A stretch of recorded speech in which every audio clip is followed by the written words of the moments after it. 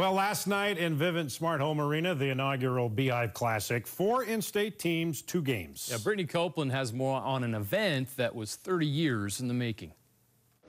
The very first Beehive Classic was not even close to a sellout. There was hundreds of empty seats in the lower bowl. Even though there wasn't a lot of fans here in attendance, at least to see the games live, a lot of the players and coaches are excited about this newfound rivalry here in the state of Utah. You know, Coach Cleveland and I, 20 years ago when we got here, we started talking about it, and it took kind of a strange course of events to actually come to fruition.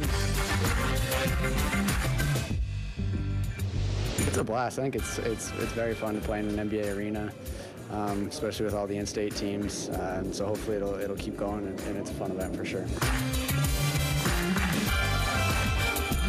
You know, and they're a little bit bigger game. You don't have to motivate people this time of year when you're playing in-state games.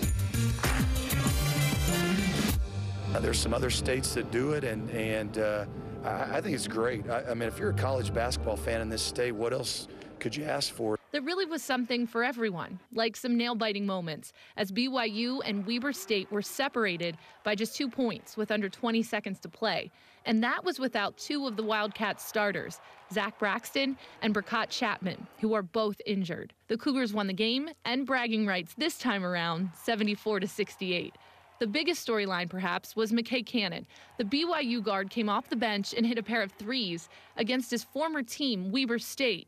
You know, that team that didn't renew his scholarship last season. It was crazy. It was just, I'm still like kind of shook right now just because it was weird emotions just because I battled with those guys at Weber State for 2 years and it's because I still love those guys. And so it was just battling those emotions because I want to beat them, but I also respect them and I know that they were going to come out firing. McKay was not alone. Utes forward David Collette faced his former team, too. Oh, we don't keep in contact, much outside of basketball, really. But, I mean, seeing him today was great. It was good to see him, and wish him luck on the rest of the season. Collette took it upon himself to lead the running Utes to a hot start. They were up by as many as 21 points in the first half. Then they got comfortable before cruising to a 10-point win. This is often the case. It's hard when you have that 20-point lead. We got sloppy with the ball. But defensively, I think, was the key. We really did a really nice job, had a good plan for Sam and for Colby, a couple of, their leading 2 scorers, and to hold those guys to 6 points between them was a big focal point. There still is 2 more Beehive Classics remaining, and next season, BYU and Utah will go head-to-head because the teams will be swapping opponents. For Sports Beat, I'm Brittany Copeland.